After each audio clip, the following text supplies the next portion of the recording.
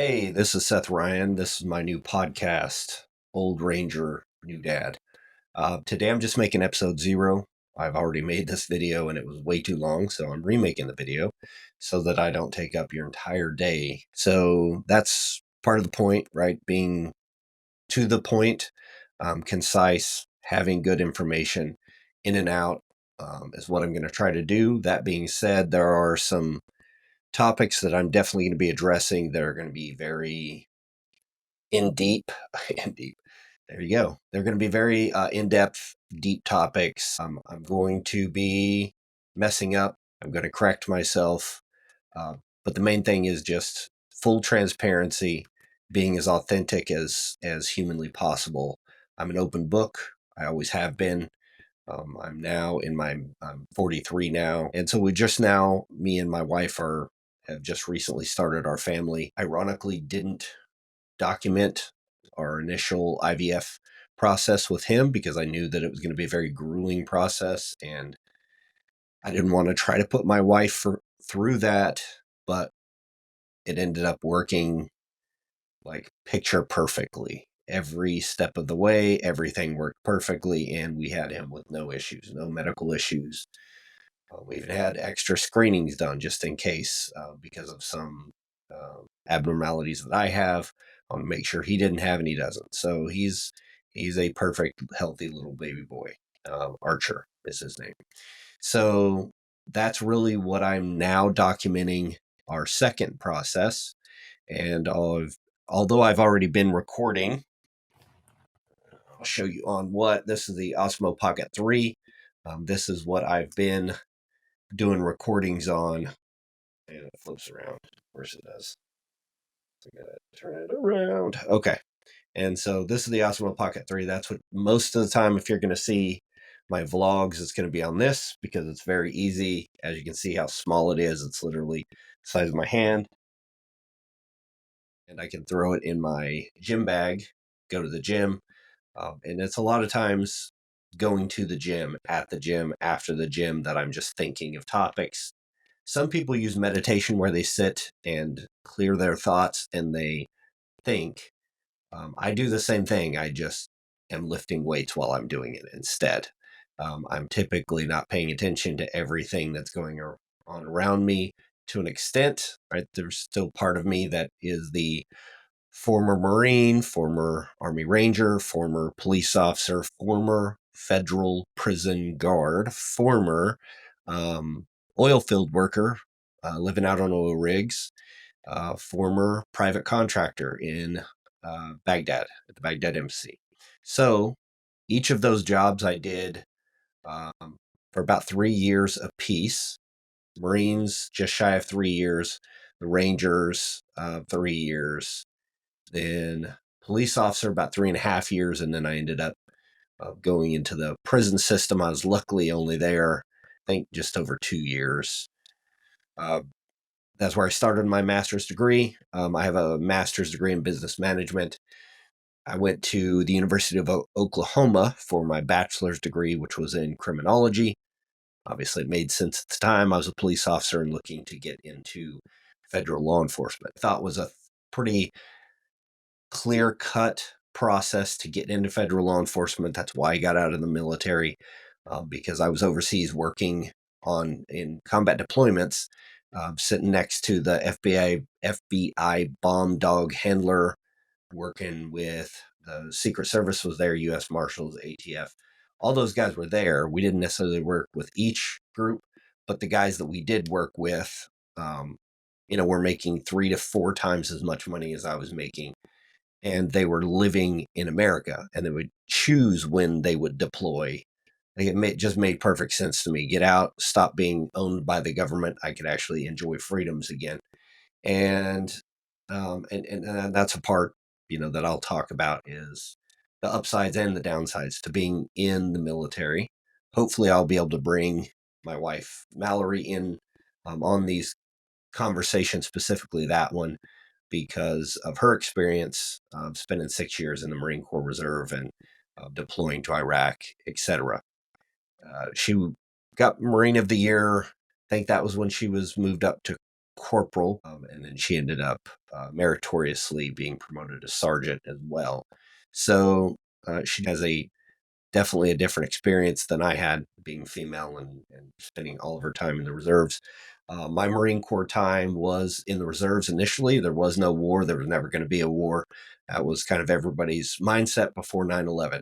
September 11th, 2001, the towers were hit, and most people's lives changed a little bit. Some people's point of view changed.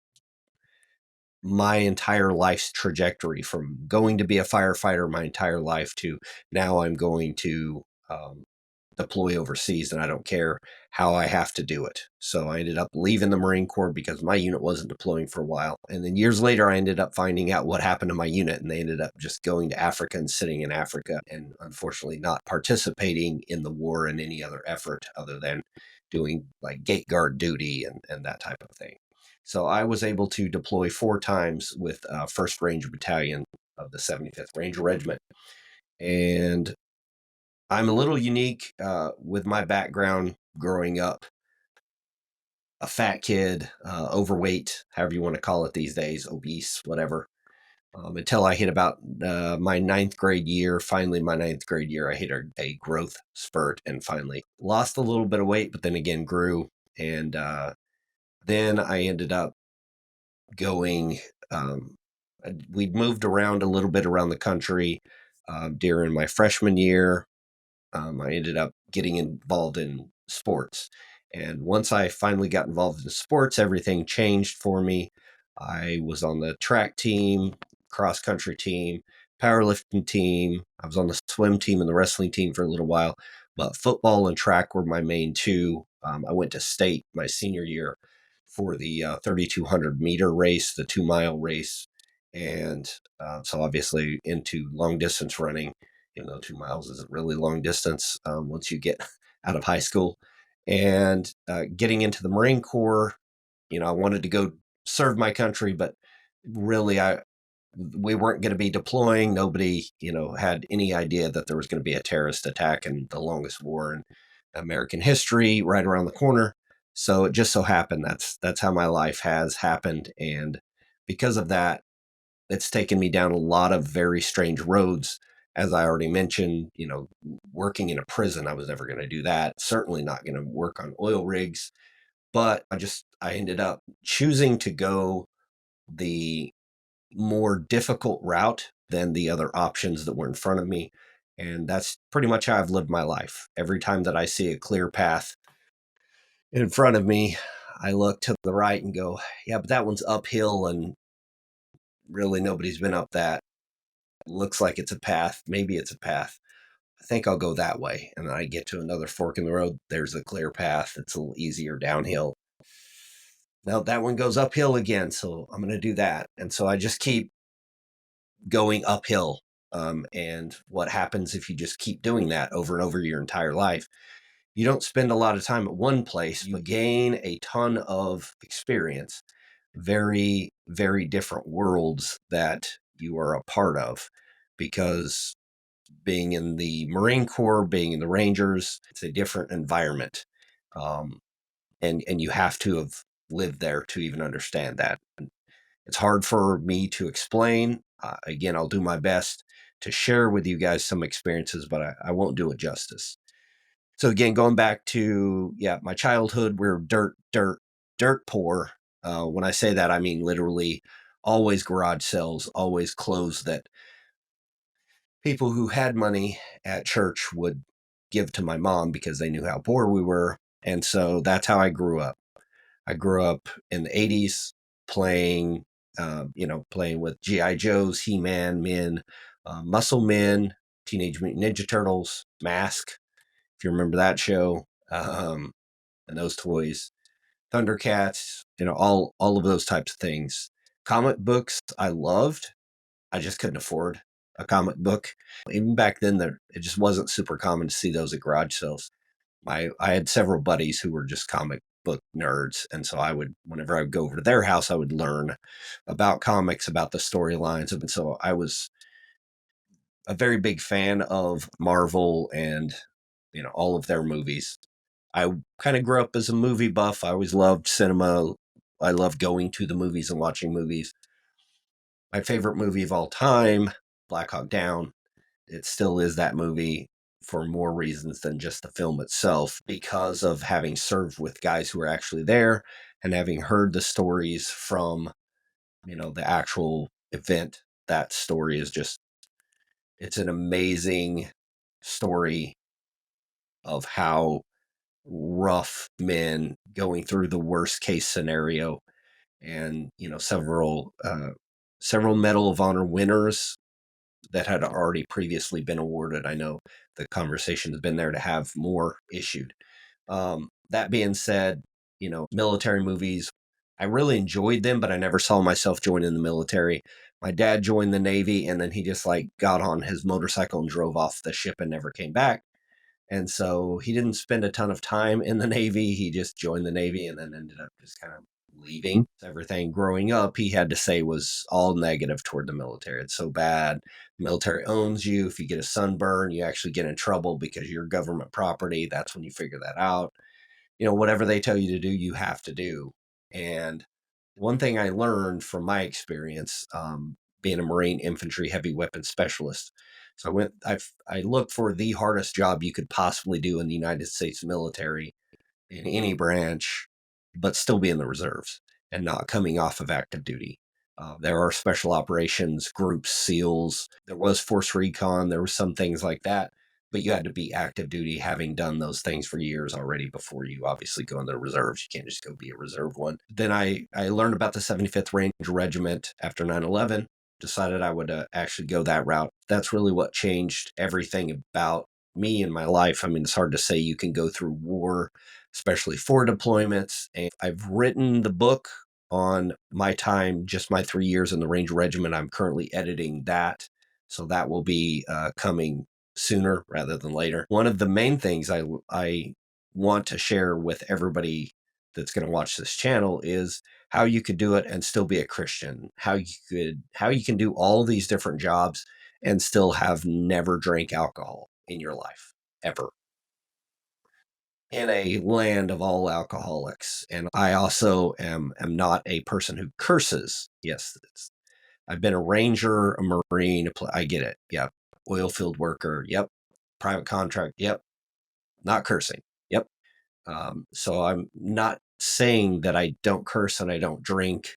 I've never tried drugs as a way to tell you how perfect I am, because I'm so far from that. I will say that those are things that I have just held to, and you actually can do that. And it turns out there's actually quite a few guys who go through those types of jobs who have very strict moral codes and don't have to break them.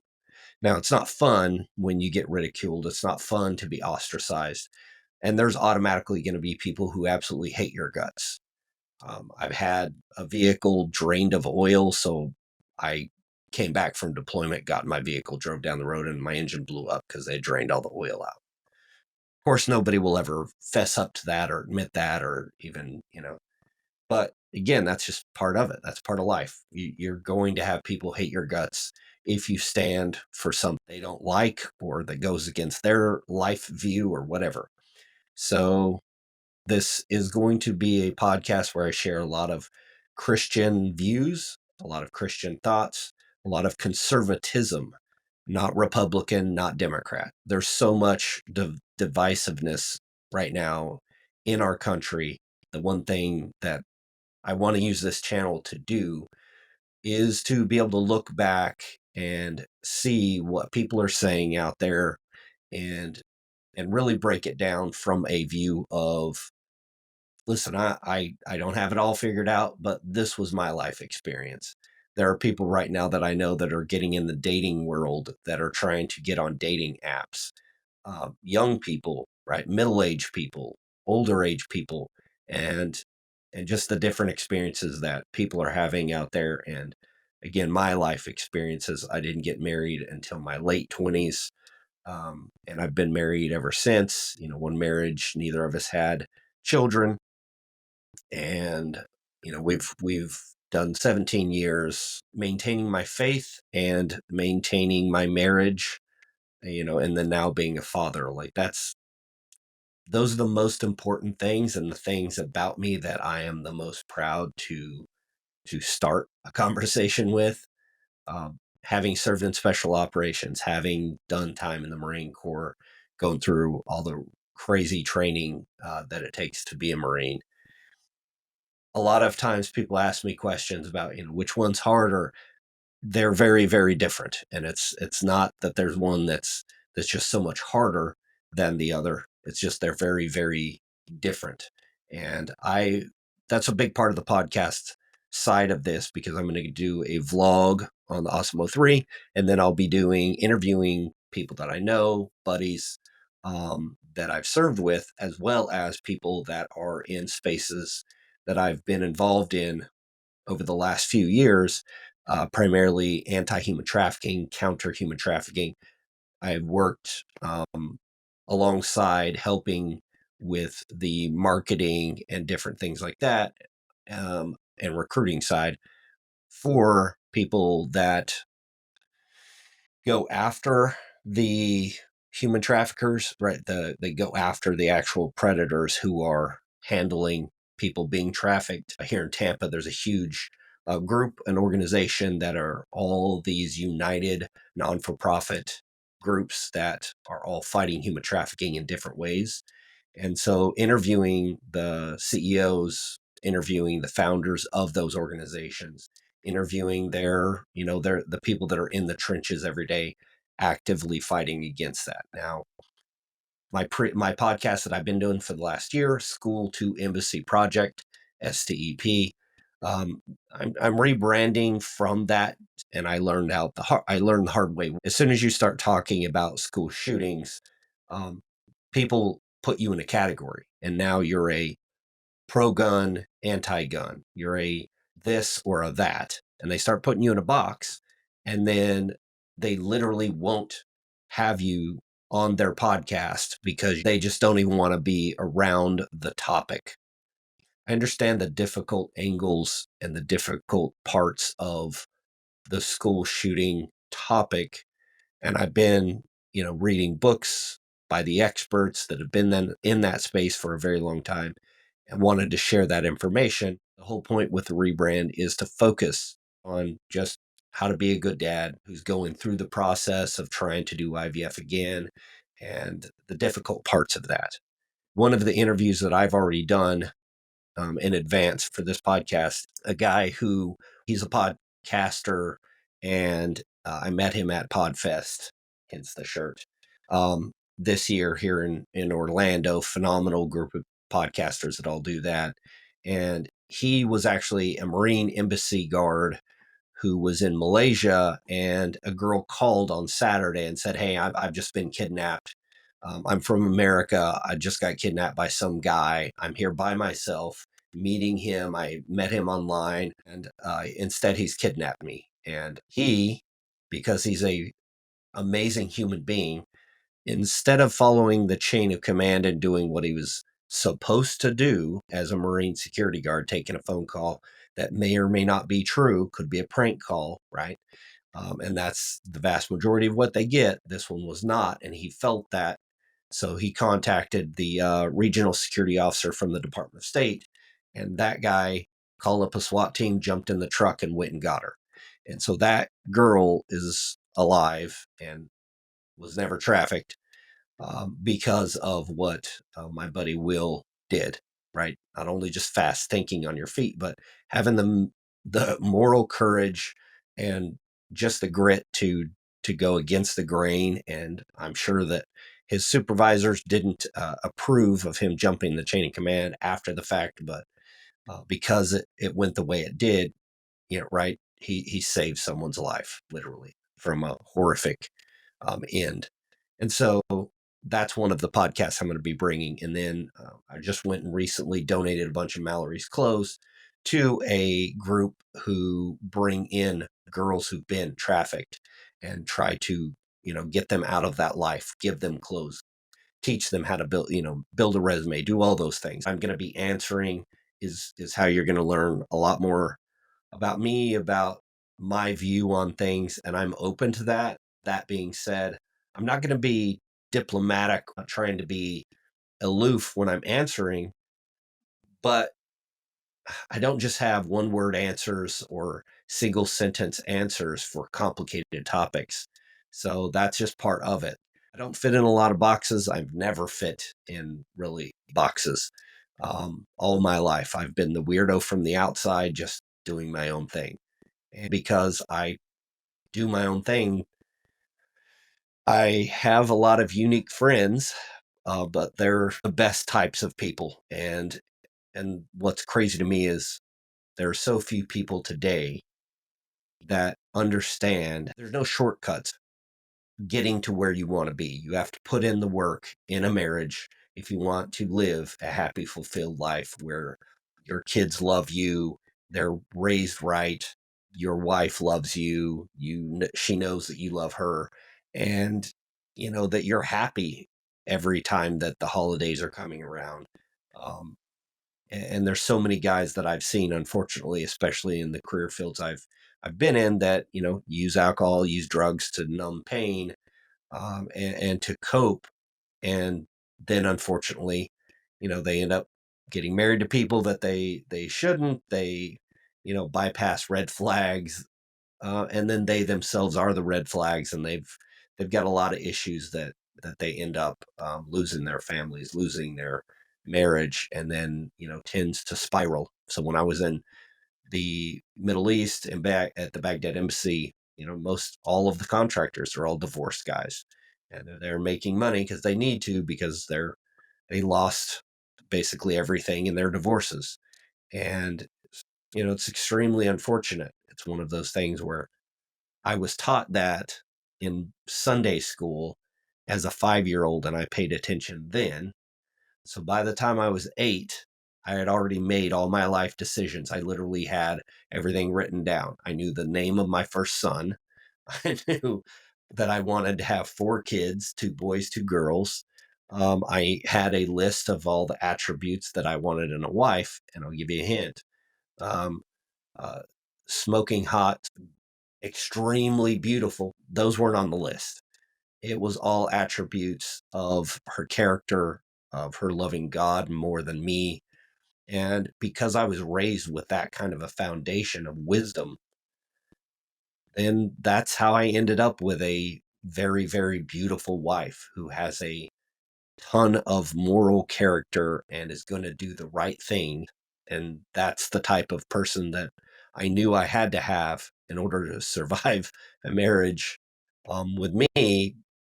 As you can see, with all the jobs I've had, and most of them require working an excessive amount of time, especially the oil fields. That it was much like being in the military. I mean, I barely saw my wife. I was always living on the rig. I wasn't a roughneck. I ran the directional drilling tools and the computer systems that allow the directional drilling tools to drill underneath the ground and for them to steer and navigate. So we don't get to go home. We don't do 2 weeks on, 2 weeks off. You go there and you stay there. You're there the whole time until the job is done, because nothing can happen without you being there. So that made it even harder. Obviously, those were great times in my life and great jobs, but my relationship with Mallory and her having to just take care of the house, and when things pop up, of course I can make phone calls. I've got friends and family that are going to come over and fix it for her to be there, and especially us not having kids. Unfortunately, there's a lot of wives that then spiral. They start using that money to cope with not having a husband there, and they get lonely, and then they start talking to a personal trainer at the gym, whatever it is. There's so many pitfalls. So I hope to share with you guys how to avoid the pitfalls. And I want to interact with my audience, not as a gimmick in order to get the algorithm to really make my videos go viral, but literally I'm able to interact with people, and the more questions that I get from people out there that are going through things, the better the content's going to be. I've saved several hundred YouTube videos that have topics, that have points that I think I can make a unique point that I've never heard before. Um, And so I want to do some of those, some talking head type videos. There's a lot of music that I listen to, especially from NF. My favorite, if I had to listen to one thing and be stuck on a desert island, I'd listen to NF for the rest of my life. He doesn't have vulgarity in his music. All of his music is, for the most part, very, very, very um, deep. It has meaning. He's talking about true wisdom and life lessons, and again, it's things that he's learned the hard way. So that's why I listen to him primarily. And that's Mallory just took me to the NF concert down here in Tampa, and that's the best concert of my life.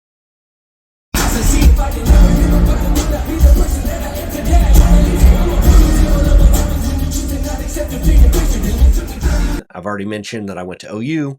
Football was a big part of my life. I grew up in Nowhereville, Oklahoma, and Hera. I lived 12 miles to the closest gas station, to give you an idea. It was all farmland, it was all ranch land where I lived.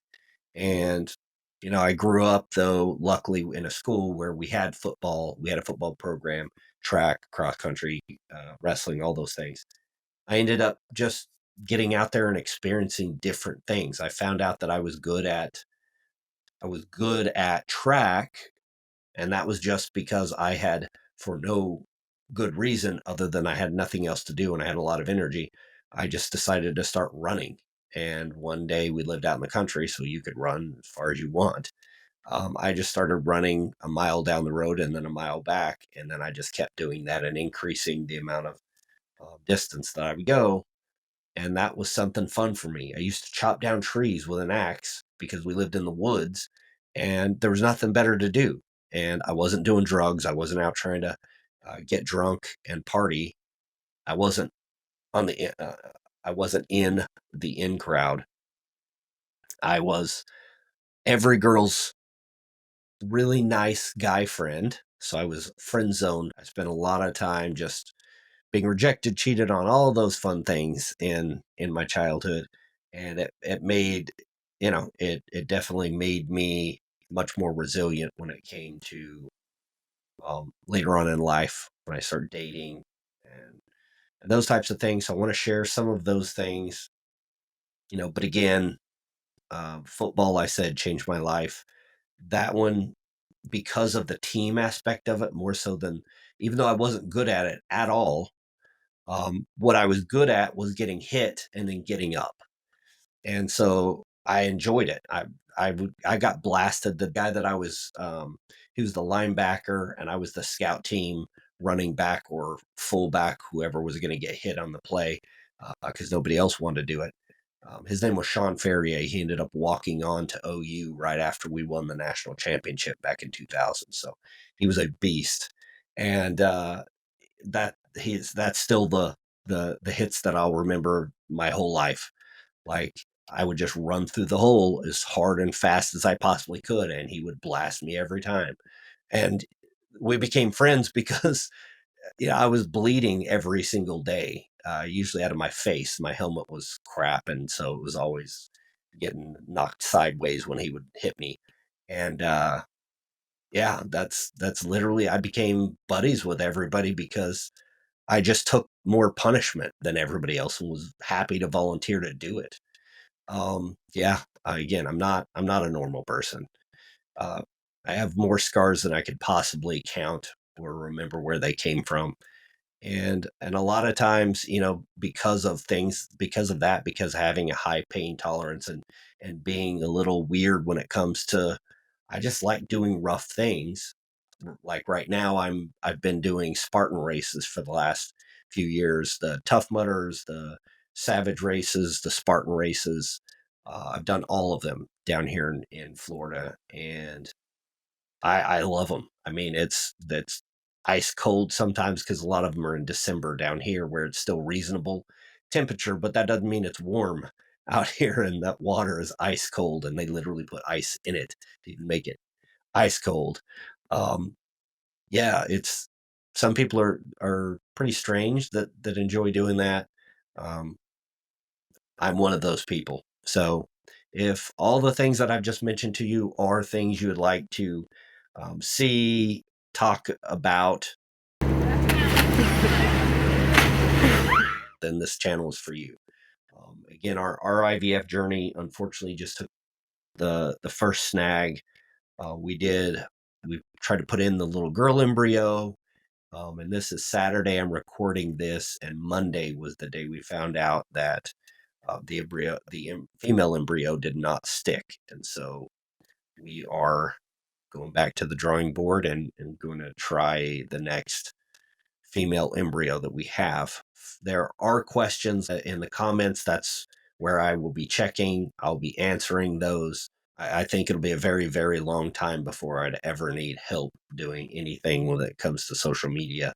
And that's part of the point. My focus in doing this is not, I have a full time job. I'm a private contractor. I just go out and do jobs, pays really well, but it's sporadic. So that way I have plenty of time to do podcasting and blogging. I want to do a lot of interacting with people in the comments and then doing live shows. So I've never done them before, but I'm going to start trying to do some live podcast, live topics, just a quick, hey, I was thinking about this topic, just saw a video on YouTube about this topic, and starting that.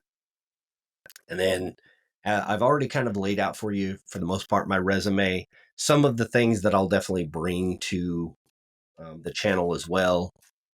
I'm going to be sharing things that I've designed or that I've built, that I've designed. This is a portfolio book. So the list of items for the portfolio book, you literally just have the table of contents, resume, blah, blah, blah. You go down this. That sounds simple. Then you put it together. It's a little bit trickier. And there are some things that I've learned that as I built mine out, I would suggest doing the highlights. And, as you're going through life, just building different skill sets that you never know that will help you eventually end up helping you. But yeah, anytime that I can share stuff with you guys like that, I will. I want interaction. I want to be able to answer your questions, topics that you guys want to hear about. That's what my focus is, what you're dealing with, what you're going through. If you're a young man and you're going through something, if you know a young man wasn't raised with a dad, which is kind of an epidemic right now in our nation, is children being raised in fatherless homes, especially young men, and they're struggling. And the suicide rate amongst young boys is an insane thing that I never even considered would be an issue in life, let alone in our country. But that's where we're at. And so that's a big motivation for my channel. There are dudes that I've served with who've committed suicide. There are people, within the military that I know of who committed suicide. And as a police officer, I ended up working a lot of suicide reports. And that's a very close topic to me. My grandfather committed suicide, and I have one aunt who's committed suicide. And unfortunately, I have to say, so far, I've had other relatives who tried to commit suicide many, many times, and it's something I preached a sermon on. As a matter of fact, the irony, I was supposed to preach a sermon the Sunday morning, and then that Saturday night, we found out that my grandfather committed suicide. So I immediately changed topic of sermon, uh, and then just sat there and went through the Bible and just studied and came up with what I think is the wisdom that covers that topic. But again, that's, maybe something in there will be useful to somebody. But, again, I'm going to be coming from a reference of both personal experience of living in this physical world and what I've experienced and what I've seen people go through, as well as wisdom that I've learned from the Book of Wisdom. And, I'm not here to preach sermons at the same time. There are so many life lessons that if you could learn that from a book, it's not just a book, but if you can learn it from a book and from other people's experience from a couple thousand years ago, or more.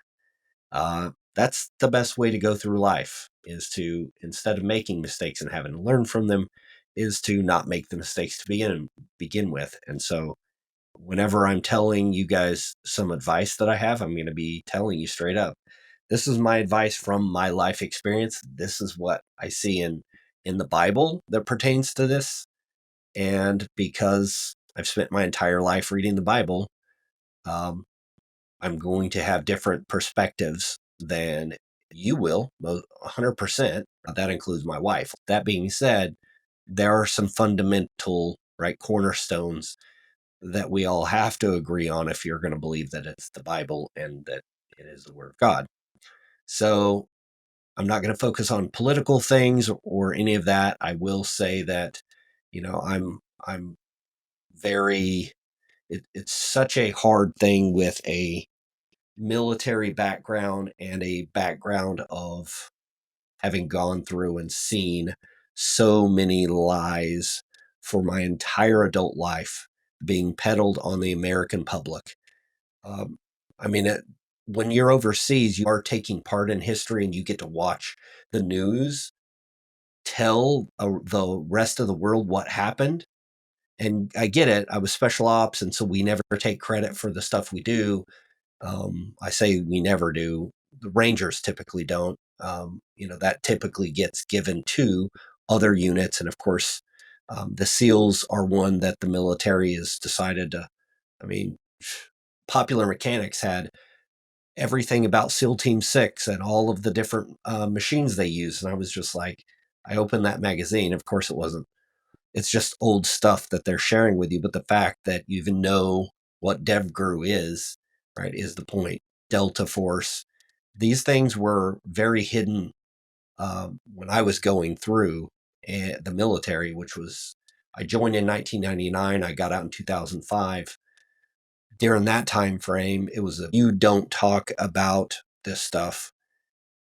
The things that we're a part of, the task force that you're on. And the insane thing is, I was on the task force my entire time in the regiment from the start of the war. And now I go play Call of Duty, and it's literally the task force I was on. And of course, you're playing these British special ops guys, right? Going to be SAS. And I definitely worked with those guys, and they were phenomenal dudes. Everybody loves the SAS. Australian, the British, all of those guys are beasts. The point is, I've watched a lot of lies be told to the American public. I've lived through history. I was there at the Baghdad embassy. Watch all of you be lied to as to what actually happened there while we were being attacked. I was on top of the CIA housing, helping to get the CIA kids, because they were all young kids who just got hired by the agency, flown out on a helicopter so they could get out, while we are just going to stay there and defend it till we get killed. So I've lived through a lot of extreme circumstances, and Mallory lived through it too, just over here, and while I was going through some of those crazy times. And so I want to hopefully get her perspective, and podcast is going to be the only way that'll ever happen. Okay, this is already taken 50 minutes. I'm going to go ahead and cut this off now. Now you know way too much about me already. I'm going to do my very best to be the one answering it, and to be very active when it comes to answering and participating in any conversations on my videos. So I'm going to try to get some videos out now after this one, and start putting those vlogs up as fast as possible, especially the one with the IVF journey. We'll go from there.